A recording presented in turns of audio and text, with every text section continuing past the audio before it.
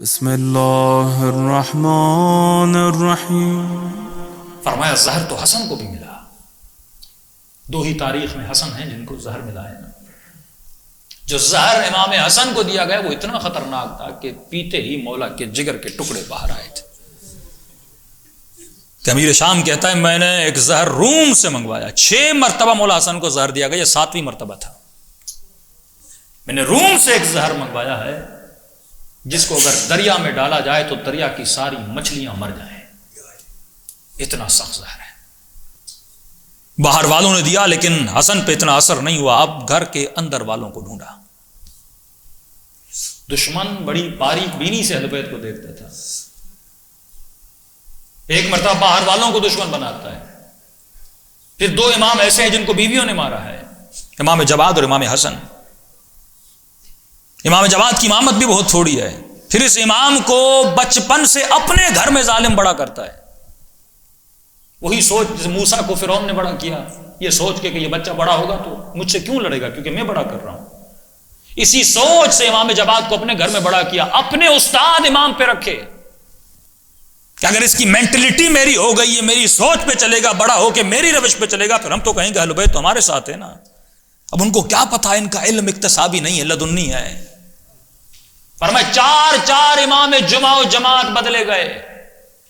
جو شہر کا مفتی امام جمعہ اور جماعت تھا اس کو استاد رکھا امام جواد پر۔ جب وہ تفسیر قرآن پڑھنے لگا تو امام جواد اس کی تفسیر سے غلطیاں نکالنے لگے۔ کہا جو تو پڑھا رہا ہے وہ غلط پڑھا رہا ہے، جو تفسیر کر رہا ہے۔ اس نے کہا بچے مجھے سکھاؤ گے؟ کہاں میں تجھے بتاتا ہوں۔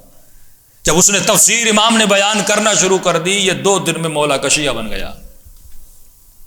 اس کو جمعے سے ہٹا دیا، پھر دوسرا بھیجا وہ شیعہ بنا، پھر تیسرا بھیجا وہ شیعہ بنا، پھر چوتھا بھیجا وہ شیعہ بن گیا۔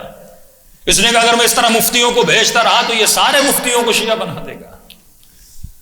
ان حالات میں اہل بیت نے تبلیغ کی۔ پوری زندگی، ایک امام تو ہے نا جس کی زندگی 7 سال 8 سال، پوری زندگی جس امام کی زندان میں گزرے۔ یہ گھر نہیں تھا، یہ زندان تھا۔ فرمایا بغیر موقع، بغیر محل، جب چاہتے تھے گھر پہ چھاپا لگاتے تھے، چیکنگ ہوتی تھی، لیکن کہیں بھی انہیں امام ملتا نہیں تھا۔ پھر دشمن نے آخر میں ایک حربہ ڈھونڈا کہ اس کا بچہ ہمیں مل تو نہیں رہا، اب ہم اس کو ماریں گے تو یہ تو ممکن نہیں کہ باپ مر جائے اور بیٹا نہ نکلے۔ کہ یہ حربہ اپناتے ہیں، جب مر جائے گا تو بیٹا تو ضرور باپ کے جنازے میں آئے گا۔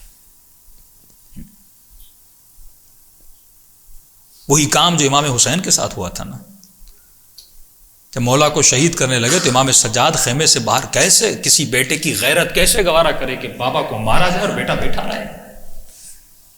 کہ سید الساجدین خیمے سے باہر نکلے، لیکن امام حسین نے اشارہ کیا سجاد تو خیمے کے اندر بیٹھ جا۔ یہی حال امام زمانہ کا بھی تھا کہ چچا اس کی جگہ پہ بیٹھ گئے ہیں، لیکن بالآخر پھر بھی امام زمانہ آئے اور نماز پڑھا کے چلے گئے۔ ہدف یہ تھا کہ امام کو شہید کر دیا جائے تاکہ امام زمانہ کو باہر نکالا جائے گا۔ پہلے باپ کو ماریں، بیٹا جب باہر نکلے گا پھر اسے ڈھونڈ دیا جائے گا اور پھر اسے قتل کر دیا جائے گا۔ لیکن یہ وعدہ الہی تھا کہ حجت خدا کو باقی رکھا جائے اور ہر زمانے میں یہ حجت باقی رہے تاکہ اس کے چاہنے والے اس امام سے فیض لیتے رہے۔